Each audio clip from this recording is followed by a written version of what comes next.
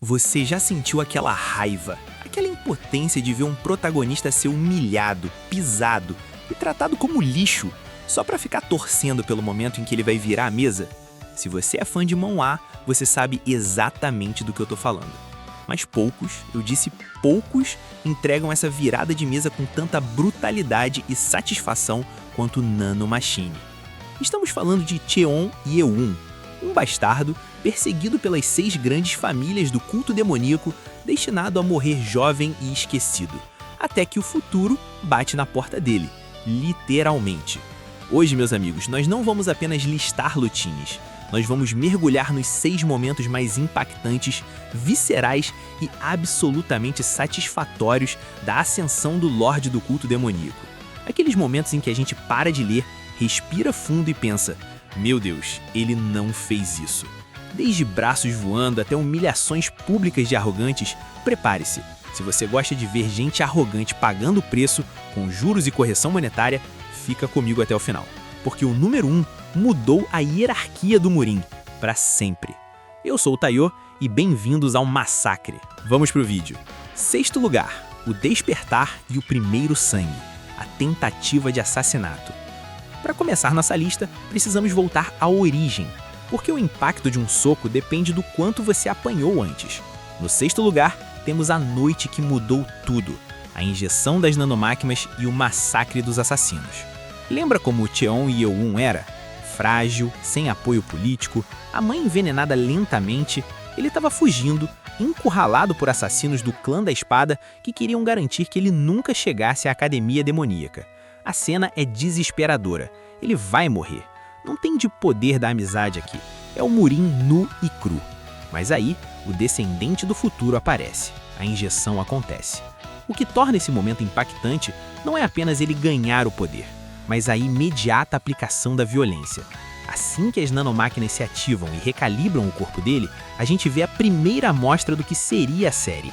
A análise da trajetória das espadas, o tempo desacelerando na visão dele e o momento crucial. Ele não apenas foge, ele contra-ataca. Mesmo sem saber artes marciais, guiado apenas pela IA, ele sobrevive. É um momento em que o leitor percebe: ok, esse não é um sistema de RPG normal, isso é um hack biológico.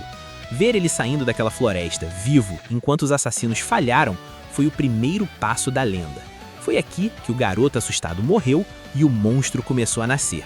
É o nosso 6º lugar, porque é a fundação de todo o caos que viria a seguir.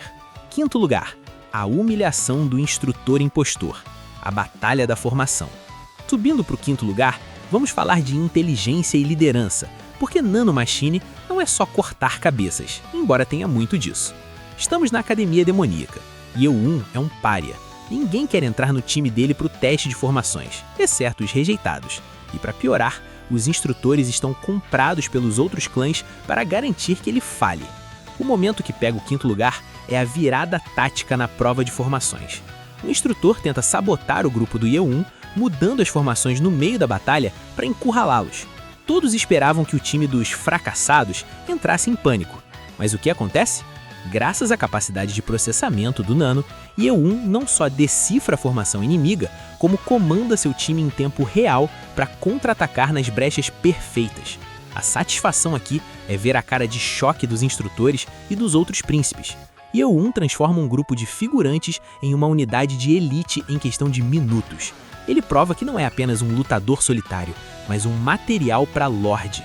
A cena em que eles quebram a formação inimiga e saem vitoriosos, deixando os clãs de elite no chão, é de arrepiar.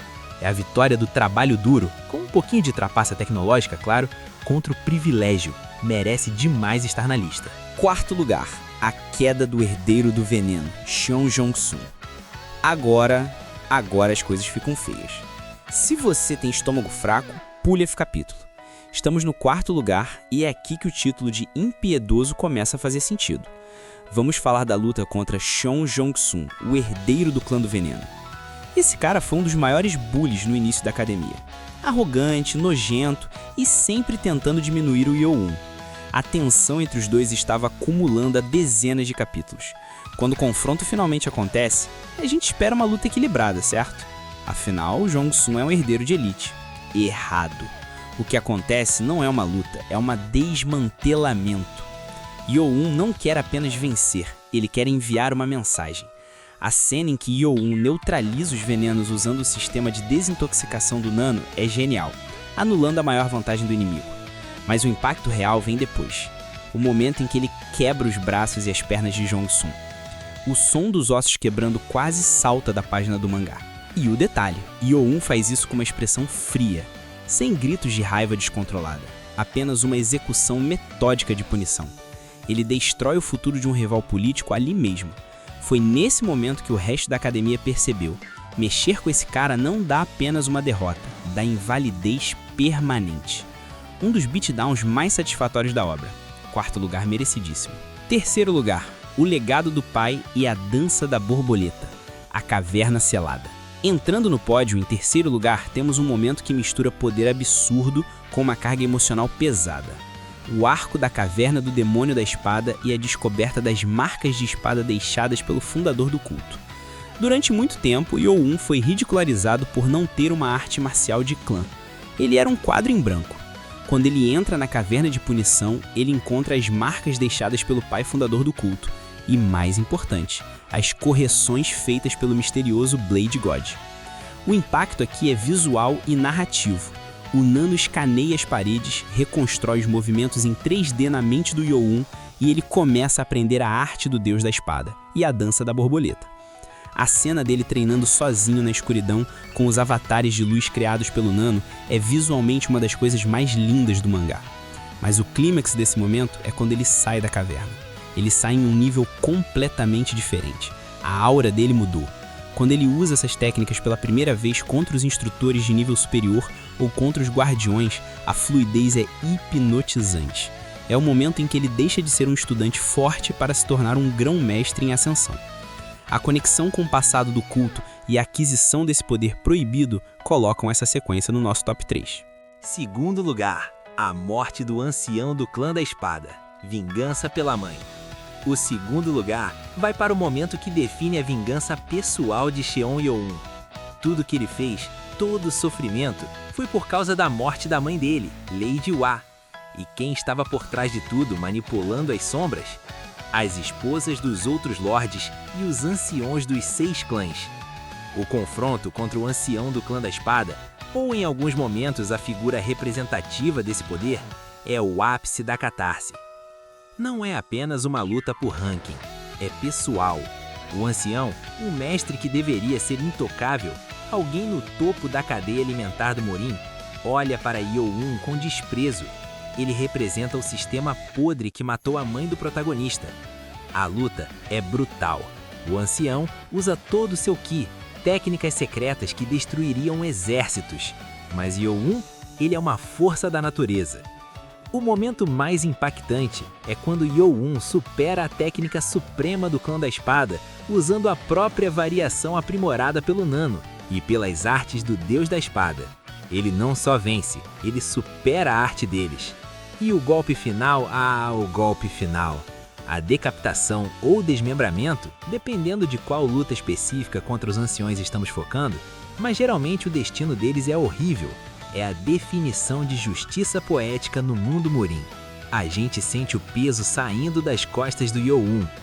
1º lugar, o massacre na cerimônia e a ascensão ao vice-lorde. Chegamos ao topo, o momento número 1, aquele que fez todo mundo levantar da cadeira. Não poderia ser outro, o confronto final na academia e a ascensão como vice-lorde. Depois de anos de treinamento, conspirações e lutas, tudo se resume a isso. Todos os herdeiros estão reunidos, os anciões estão assistindo, o Lorde do Culto está assistindo. Yo-Un não chega apenas para lutar, ele chega para dominar. A luta contra os principais rivais, como o herdeiro do Clã da Sabedoria e os outros finalistas, é um espetáculo. Ele usa tudo que aprendeu, as técnicas de punho, a espada, a lâmina, as formações.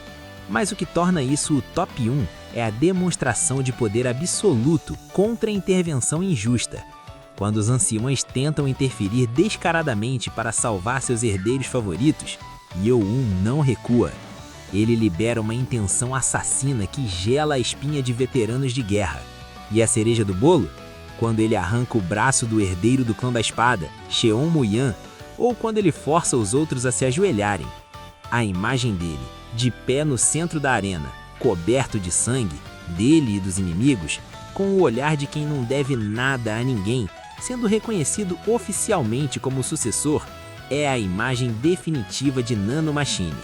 Ali, ele provou que a tecnologia do futuro ajudou sim, mas foi a vontade indomável dele que puxou o gatilho. É o momento de maior triunfo e, sem dúvida, o mais impactante da obra até agora. E aí, o que achou dessa lista?